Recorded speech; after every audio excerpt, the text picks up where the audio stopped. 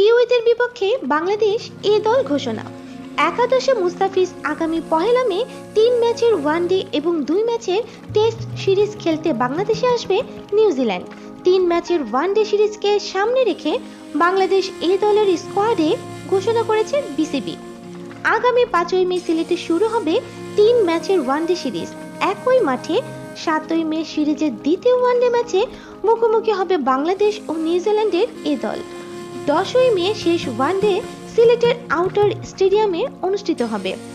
বাংলাদেশ এ দলে থাকছে পারভেজ হোসেন ইমন, নাইম শেখ, এনামুল হক বিজয়, সাইফ হাসান, মাহিদুল ইসলাম, ইয়াসির আলী, মোসাদ্দেক হোসেন, নুরুল হাসান সোহান, নাইম হাসান, নাসুম আহমেদ, তানভীর ইসলাম, রেজাউল রহমান রাজা, শরীফুল ইসলাম, ইবাদত হোসেন এবং মুস্তাফিজুর রহমান।